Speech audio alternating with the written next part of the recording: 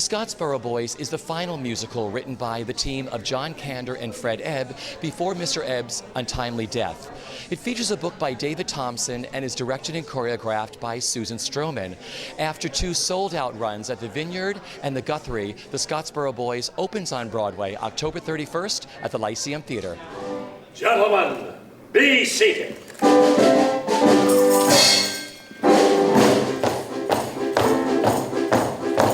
Tonight's a night of merriment, of laughter, songs and jokes. I'm hosting interlocutor, the master of these folks. Shake those tambourines, boys. I introduce 2 jolly pranksters, each one as black as sand. But they're men of many faces. Mr. Bones and Mr. Tambo. It's showtime, boys! Smile, everybody, so the audience can see you. Hey, hey, hey, hey, look what we've got for you. Come on, gather round. Hey, hey, hey, hey, you won't be able to keep your toes from tippy-tapping over the ground. Sit back now, relax and get comfortable. Sad thoughts out of sight. Hey, hey, say hello to the minstrel, here to entertain you tonight. What about the role, what you love about playing him? I didn't say I loved it. It's a challenge, and it fits me very much. And that doesn't necessarily make it comfortable for me because I'm a Southerner. I was brought up in a time and a place where the prejudice that is prevalent in this show was prevalent in my life and the way I lived my life and the way people I knew and my relatives and all my friends. I lived through all of that as a white man. And to have to portray that, and as you'll see in the show, I don't get better in the show. You love me, but you begin to see some of the weaknesses in the man, and that's important that I play that. And sometimes it's just distressing, and I really have to pull myself together after performances sometimes. Mr. Tambo, how are you feeling tonight? Flashback! But I think that lady in the front row is sharp. She's just never seen so many big black buttons. Mr. Tambo, she's just not used to seeing you in those clothes. And I ain't used to seeing her in hers. Hey, hey, I play all kinds of characters. Tambo, he does too. I do. Mean men. King men. White men's our specialty. Even those who know don't always know who is who. Sing along or tell us a joke if you want to, that's all right.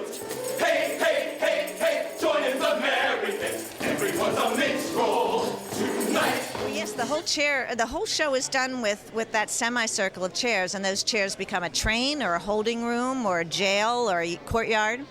And that came about really when we used that device of a minstrel show, and which is a semicircle of chairs.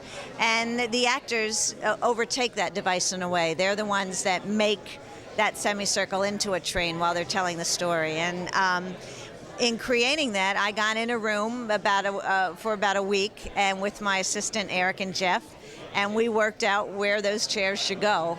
And then with the help of my wonderful lighting designer, Ken Billington, he helps really establish those areas. And it works great because it makes the Scottsboro Boys in charge of telling the story. They're in charge of everything in the set. When you started working on this, what unlocked it for you? What crucial point during the creative process? You said, now I get the whole thing, where we're going to go with this. What was the key that unlocked everything for you? What's interesting is when I realized in telling the story that I would need a big white sheriff, and then I would need 2 white girls, and then I would need some white guards, and then I would need a judge. And I thought, oh my God, I've got a cast of thousands. And I thought, that's not good. And then I realized, whoa, the Scottsboro Boys should tell the story. The Scottsboro Boys should play all these parts. And in fact, that was what unlocked it for me. So then the idea of these 9 boys being able to tell the story and then play the part of the 2 women and play the part of the judge or play the part of the guards has really made them own the story. these actors are very invested in telling the story of the Scottsboro Boys, more so than any show I've ever done. It's a very much an investment every night of getting the story across. So the fact that now they can play all these characters really was the key that unlocked it for me.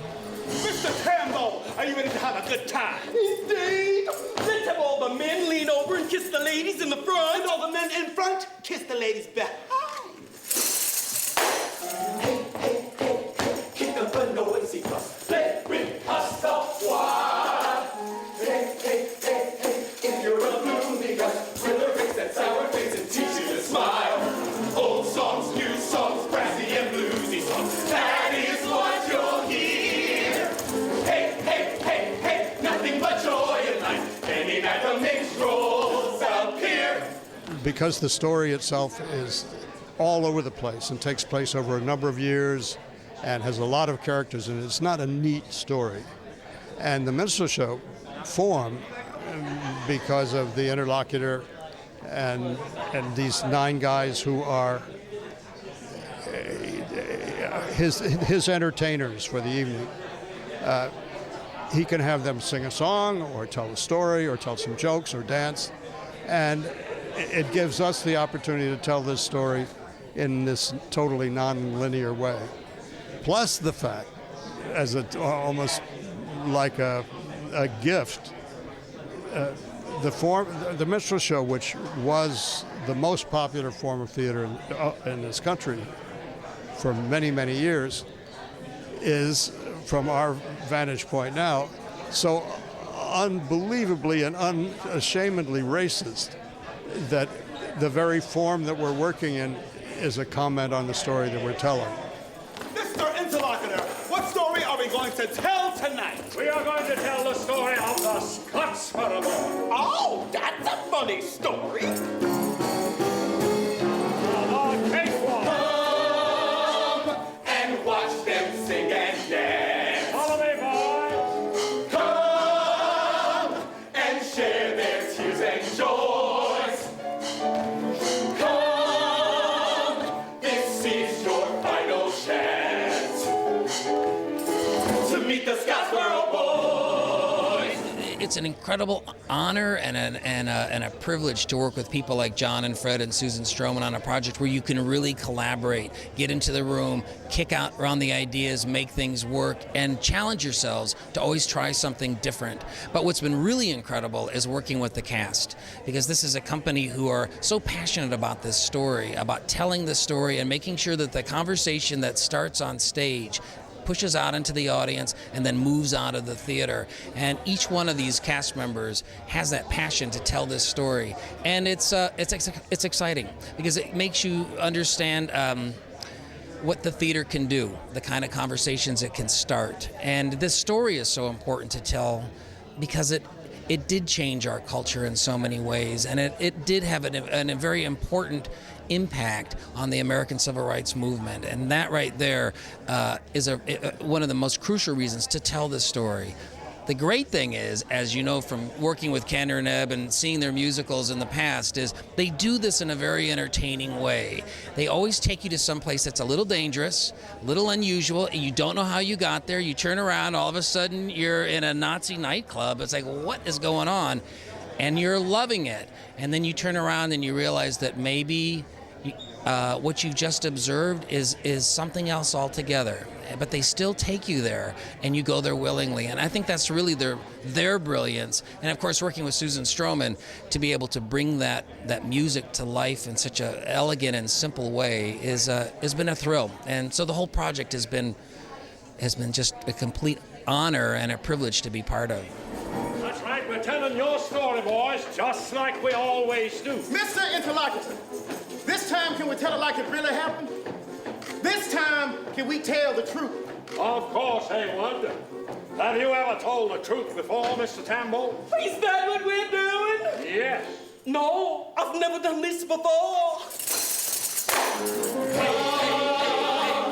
And watch them come on, gather round. You won't and share them. Take your clothes and dance at the door of the crowd. Sit down now, relax and get on your store. Waggle, shout, or smile, or dance. Hey,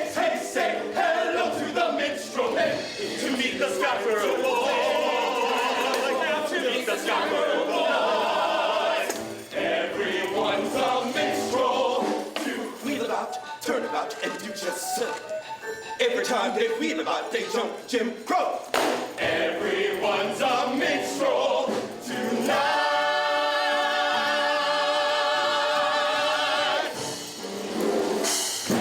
I play Eugene Williams in Little George. And I play Willie Roberson. Now, you started with the show at the Vineyard. Talk about your experience with the show, then we'll talk about your experience. Well, since the Vineyard, we've had a few opportunities to perform for quite a few different audiences, which has been really exciting because you never know what you're going to get in terms of a community experience live. And we've also had a chance to work more on the story and the staging with Susan Stroman and John Kander. We've had a few additions and tightened the show up a little bit. And it's been a blast ever since I've started. You know, it's a lot of hard work. You know, we're soaking every night just to stay healthy and to stay on top. And I really can't say much. You're one of the newest members of the company. Talk about when you joined and what it's been like for you. I joined at the Guthrie about just a month ago, and we started rehearsals, and I started with Josh Henry. He plays Haywood, and they welcomed me so well, Kendrick and all the other guys, and it made me, like, you know, just feel comfortable around them. And we have been adding new additions to the show, like, you know, just some different scenes and line changes, Tommy Thompson and Kander and Susan, and it's going to come together perfectly. Our story begins one fine spring morning, March the 25th, 1931. It's the dawn of the Depression, and 9 young boys looking for work, 9 complete strangers, are about to begin the ride of their life. Go ahead, boys, flavor us with your story. Tell us where it all started. Commencing in Chattanooga. Commencing in Chattanooga. On the Southern Railroad line. On the Southern Railroad line. Grab on, Roy! You saw that straight up. Stick with me, we'll have John by sundown. I got up in the morning when my sleep was done, and I felt that cheery Chattanooga sun. Then I thanked the Lord above that I was still alive, and I waited for the 6:05. Commencing in Chattanooga, chugga chugga, chugga chugga, and it chugga chugga, and I said, there you are, as I traveled in the old boxcar. Then I traveled back, believing that the world was fine. I was traveling on the Southern line, commencing in Chattanooga. Here now, I'm gonna see the world on the Southern Railroad line. And ain't no finer way to travel. Now you can take your B&O, and you can take your Santa Fe, and you can take your old Rock Island line, and throw them all away. And if the Pennsylvania calls, just say you want your money back. And if the New York Central's on the phone, tell them they're way off the track. Come and sing in Chattanooga, sing in Chattanooga, sing in Chattanooga. I said, come and sing in Chattanooga on the Southern Railroad line, on the Southern Railroad line. It's been absolutely fantastic. I didn't know much about the Scottsboro Boys before we started, and to get to learn more about my history as well as tell a fantastic story has just really been amazing. It's been amazing. It's been a fabulous experience. I've never worked with a team that's so collaborative before. They really listen, they take in what we feel about things, and it's a lot of sharing together and appreciating each other's work. And as far as the story goes, I'm a big fan of stories with strong messages, especially rooted in America. I love, you know, the ragtimes. I love Showboat. So I'm a huge fan of Scottsboro Boys. And singing this score by Kander and Ebb. Unreal. It's the final score by Kander and Ebb, and how many people get to say they were a part of that? It's history making, and just the fact that I'm a part of it is unreal. I was just saying to Julius earlier, they make it so easy to sing. It just flows because every note is placed very specifically, every word is chosen very specifically, and it's exciting to sing. Thank you, boys. Now, one more time. Oh, you can take your B&O, and you can take your Santa Fe, and you can take your old Rock Island Line, and throw them all away. And if the Pennsylvania calls to say you want your money back, and if the New York Central's on the phone to tell them they're way off the track, come and Faraway places, they're in my bones. I know all the states. Southeast to Georgia, down to Pensacola, north to Knoxville, west to Arkansas, and straight on to Shreveport. I know the train schedule.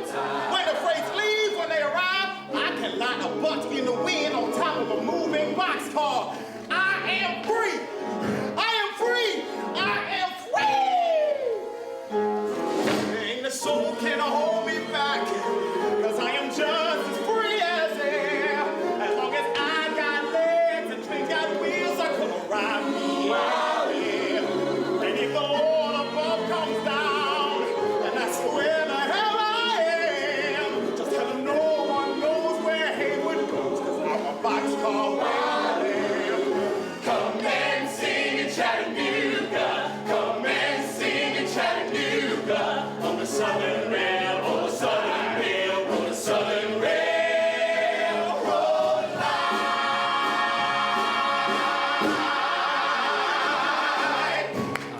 It's been a dream. We started in January rehearsals, and we call this the trilogy. And we've just been making amazing changes and shifts the entire time. Each version of this, Susan Stroman has delved deeper and deeper and allowed us to just grow in ways that we didn't think that we could actually. You know.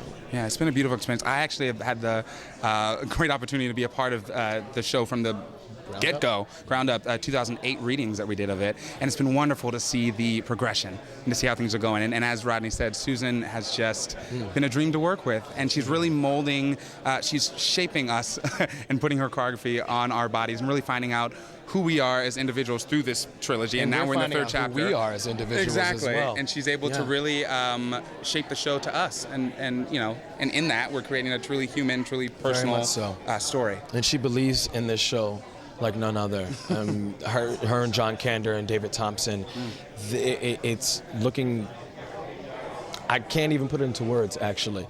It's beyond just doing a musical. Shout! Let's celebrate! Stand! The sound of tambourines. Blues have been annihilated, blown to smithereens. When I gotta meet my maker, when they said you're gone.